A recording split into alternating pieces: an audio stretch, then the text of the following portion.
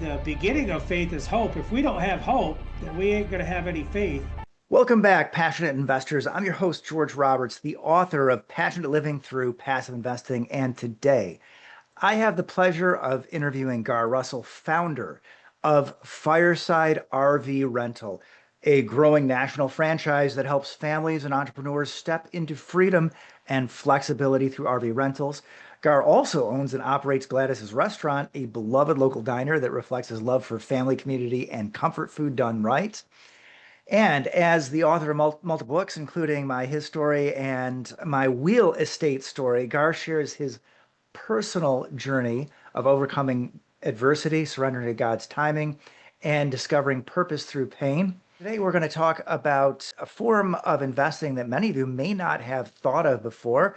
You might call it RV rental arbitrage, but which my guest likes to call wheel estate. And now it's time to introduce today's exciting guest. Welcome to the show, Garr. Hey, George, thanks for having me. I'm excited to talk real estate with you. Yes, always good. Yeah, we're always talking about something, real estate usually, but today it's real estate. So, the way I like to start off the show usually is give the guest the opportunity to introduce themselves. So, suppose you're at a party and someone asks, "What do you do?" How would you answer that question? What I would say is I serve Christian entrepreneurs is what I would say. And they just to really spark some curiosity, but yeah, what we do at Fireside is basically we're an RV rental company. So on the front end, people come us to rent RVs. The RVs that we're renting out are owned by private parties, and then they're managed by our franchisees. So yeah, we're a property management company for RVs is what we do. Beautiful. And, as a boater, I would ask the question, why RVs, right? Not boats. Something I see all the time. People buy these giant yachts, they don't use them, and then they wonder, gosh, I've got this payment. What do I do? And I imagine that's essentially where you step in. So tell us what's special about RVs for you. Yeah, it's similar to I actually have a boat right out my window that I rent on Boat Center. Yeah, it's just with boats you get a little more into the liability with the water and this and that. Mhm. But I hear you for sure, and it's kind of similar as far as even on the manufacturing side, right? You've got Lipper and Dometic and these companies that produce the parts for RVs and boats. Mhm. But yeah, I bought my wife an RV. This probably Yeah. could have happened with a boat too, George. Who knows? Right. Bought my Right. wife an RV for our 10-year wedding anniversary. She was 7 months pregnant with number four. We're at a campground. She's chasing around our toddler. She's pregnant. She's miserable, all the things. And she decides that she's going home. And I thought, oh, wait, we've got 6 more days here. We've only been here one day. You're going home. She's like, yeah, this is horrible. I'm pregnant. I'm hot. I'm miserable. You know, this is not cool. There I sat around the campfire feeling sorry for myself. And I decided with my real estate background and entrepreneurial Right. experience, I'm like, well, I'm going to put this thing on Craigslist. So sure enough, I threw it up on Craigslist. And literally within like 2 hours, I've got messages coming in. Hey, we're going camping next weekend with some friends, but we don't have a camper. We want to rent yours. And Right. it was the Well, thing. give us a timeline. This is just before the pandemic, correct? Yeah, this started July of 2016. Yes, exactly. Okay, right. Because I know, I mean, you certainly can't get an RV these days because of the pandemic. Okay, I mean, at least it's hard. I mean, maybe you can get one through Fireside Rentals. But I had a similar story. It could have been my life because I got really excited about sailing, didn't believe that the family would like it, but pleasantly surprised to the upside because my family does love sailing. But who knows? Yeah, there are a lot of people out there. Really, there's two people you can serve. Obviously, people in your position who say, "I've got this RV, I really don't want it anymore or can't afford it," and then the other one is, people who are the entrepreneurs. They want to buy your business model. So let's talk about what you had to do to go from, "Hey, I've got this RV on Craigslist," to "I've got this business plan in a box and that you can become my franchisee."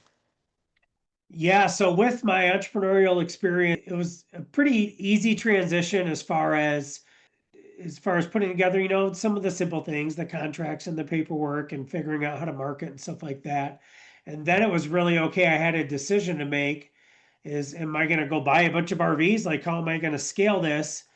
And thankfully we went down the path of first asking some friends and family. I asked my best friend Jeremy. I'm like, Jeremy, your camper, I'm renting mine. You want me to rent yours out? I made $1,000 for mine last week, and Yeah. he was unit number 2 in the fleet. And then I went to my buddy Darren, Yeah. and he's unit number 3. And then I went to my sister-in-law Tiffany, and she said, "That is gross. Somebody's not going to sleep in the bed of my camper. Like, what kind of weird idea is that?" Right. Not for Like, everybody. yeah, like, no way. And I'm like, okay, well, there's basically 2 answers. Yes, that's amazing, or no, that's gross. So we continue down that road.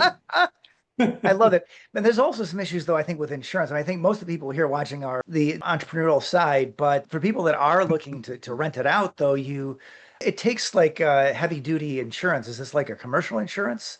Because you have all those different people driving your vehicle? Yeah, so it's the same way as like Airbnb and Turo and Boat Center. Mhm. They have the commercial insurance in place that the renter pays for per day. So like when I Got it. rent my boat on Boat Center, I think it's through Geico Marine. The renter pays, 30, 40, $50 a day. Same deal with renting an RV. Okay, so to understand the business model, then you're only requiring the people who are supplying the RVs, they only have the ordinary insurance, and then like Turo, people are paying on top for the commercial insurance.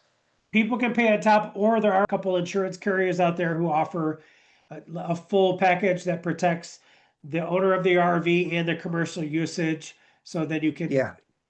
cancel the one policy and use the other. But yeah, that you got your renter vetting and driver verification, security deposits, all that stuff.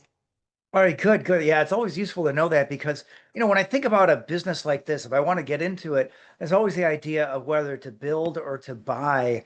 And I want to know about those nuances, right? If I'm going to go out and try and do this myself, how much do I need to know? Or I can just possibly become a franchisee. So let's go back to that pandemic because I think that was a really interesting time frame. So I alluded to it. That's when RVs just really took off. I mean, you couldn't do much. The entire country was shut down for a long time, but it led to a couple of really big contracts. Can you help us understand how did that work out for you? Yeah, so right when everything shut down, actually, I was on Facebook and I saw an article from Jeff Cavins, who's the CEO of Outdoorsy. He shared and it said, top things CEOs wish they would have done during the 2008 ordeal. And the number one thing that they said is they wish they would have laid off their staff sooner. Like they kept Yeah. thinking, well, this will pass, this will pass, this will pass. Well, Wow. so I went ahead and I laid off all my team. By that point, I had like maybe 12 locations or so, I forget. Mhm. So I laid off my corporate staff and I decided, well, I'm just going to support my franchisees myself and see how these next couple months shake out. And so, Right. Makes two, sense. 3 weeks later, it's just kind of nothing's happening. Well, then all of a sudden I get a call from Consumers Energy. You're in Michigan, so you know Consumers Right. Energy. Yeah. They need 72 RVs as mobile quarantine units for their Yeah. engineers at all their power plants. Right. Right. So all of a sudden, here's this large contract that comes in, and I orchestrate all this on my own, and finding drivers and getting all the units set up and going through all that. And then after that, the next thing is all of a sudden we're getting inquiries of, hey, mom and dad are down in Florida. We want to get them Yeah. back to New York, because this Right. happened right in the spring, and now they're like, we want to get mom and dad back to home, but we can't fly, and Yeah. we don't want them, doing this or that.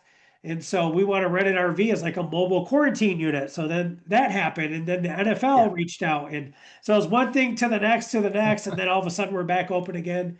And there we are. So yeah, it was very interesting times. Yeah, well, I'm glad that RVs are an essential service. But anyway, just one more pandemic related issue.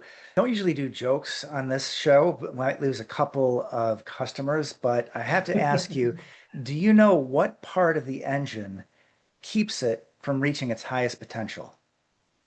What part of the engine keeps it from reaching its highest potential? I don't know, the governor Yes. or?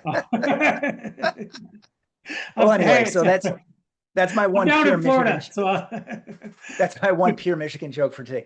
Yeah, that's right. If you were in Florida at that point, you didn't have such a rough ride. But yeah, we were closed down for a long time. in Yeah, Michigan. it's funny. We actually came up right during that time because we would normally come up in the Yeah. summer. We had a place up in Sand Lake, and and I had a bunch of rental properties there, and I went to Menards to get something for one of my rental properties, and Right. there's a Saw that. line, and they're like making you like put on mask and this and that. And I come marching in from Florida, high and mighty, and I'm like, I ain't wearing no mask. And next thing you know, the police are involved, and there's a whole altercation. Oh, And wow. I told Wow. my wife, I'm like, all right, let's head back down to Florida. I think we won't do our Michigan summer trip this year. Yeah, absolutely. Yeah, yeah, definitely a tale of two very different states, Michigan and Florida. All right. Well, hey, this really relates. One of the reasons why I loved the idea of having you as a guest, because first of all, you've got a great personal story, a story of resilience. I want to talk about that in a moment. You've got a great entrepreneurial story, but also a story of living life in a more fulfilling way. And that's really what my book is all about. Let me see if I can just grab one out here. Always like to ask people, how are you using your passive or active income to live a more passionate or fulfilling existence? Yeah, amen to that. Yeah, for sure. Yeah, we were actually able to full-time RV for 5 years Yeah. around the country as we were building this business. And that Mhm. is, to me, your greatest asset is your time, right? To have your Yeah. time and your freedom of time to do what you want. And that's always been my greatest desire in my entrepreneurial journey. We homeschool our 4 kids. We've done Yes. that since we started schooling, and we love to do life on the road. We love to travel. And yeah, I totally agree. I call myself the lazy entrepreneur. And Mhm. what I mean by that is I like to find ways to automate as quick as possible to where I can only, jump on the scene when I desire to, where I can kind of like Rich Dad Poor Dad, Mhm. Robert Kiyosaki, where the rich daddy would have his 2 days a week where he met with his team, his Mhm. managers, and then they would go on and live life on their terms. And yeah, that's totally Yeah, always been our beautiful. passion for sure. I love it. And so I gather that to bring things full circle, your wife finally came to terms with the RV.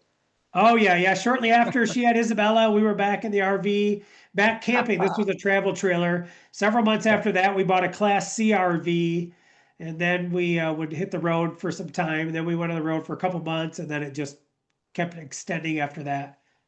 Yeah, beautiful. I know a lot of that you can hear from your book, My Real Estate Story, and you can get that on Amazon. I know that that is free if you got Kindle Unlimited, and you also got it free on your website. But I also want to go a little deeper too and talk about life and talk about mindsets. And I think your personal story is one that really speaks to the power and importance of resilience in our lives. So can you tell us, for you, what is your source of resilience? Yeah, for sure. I shared that beautiful part of COVID of this and that Mhm. and the big rentals, but also during COVID, I actually got very heavy into drinking, and I got Mm. very passive in several of my businesses. And it wasn't until a little over 2 years ago that I actually caught COVID. The middle of the night, I woke up, suicidal thoughts, just my brain was doing all Wow. kinds of crazy things, and it really shook me and helped me to realize, like, Garr, you're being passive. I was actually selling off real estate, justifying it like, yeah, well, I bought it for X amount and I just 4X my money. But what I was doing is I was using that money to keep my businesses afloat and just stay passive. Well, when I did that, when I got that wake up call and had COVID and everything, it really it scared me. It shocked me, and it really pressed me into saying, okay, I've got to look at my books. I got to look at my numbers, and I got to get with the Lord, and I got to repent for some of these Mhm. decisions that I made. And when Yeah. I did that, that was really one of the keys of helping me bounce back from that scenario and a couple others I've had in my past. And what it was literally it was just keeping my mind stayed upon the Lord, and one of the key words there was hope. Just keeping hope of, hey, I made some pretty bad choices here recently. I made some mistakes, but I have hope. And I love Hebrews 11:1, where it says faith is the substance of things hoped for. Yeah. And a lot of times, even in Christian, non-Christian entrepreneurs, we can talk about faith, right? I have faith in myself, I have faith in you, I have faith in God. But the beginning of faith is hope. If we don't have hope, then we ain't going to have any faith. And so that's was really my wife during that scenario came in. It just encouraged me, spoke life to me, helped restore my hope, and then I went through the process of digging into all my books. Had some investors I had to apologize to and pay back, and praise God, we're through all that now. And now I love sharing those stories. I love sharing the struggles more than the mountaintops, because I feel like so many people are in the struggles, but as entrepreneurs, we don't share those struggles because we don't want people to look at us like we're failing, or we're not winning like others, and that's just not the case. Yeah, that's a beautiful story of resilience. And then finally, email, website, carrier pigeon, or smoke signals. What is the best way for our listeners to reach out to Garr Russell? You can definitely go to our website, firesidervrental.com, to learn about renting an RV, renting out your RV, or starting an RV rental business. And then, Mhm. like you said earlier, mywillestatestory.com, you can get my book for free, or myhisstory.com, you can get that book for free as well. Awesome, beautiful. And I want to thank you from the bottom of my heart for taking the time to share your knowledge and experience with our audience. Yeah, it's been great.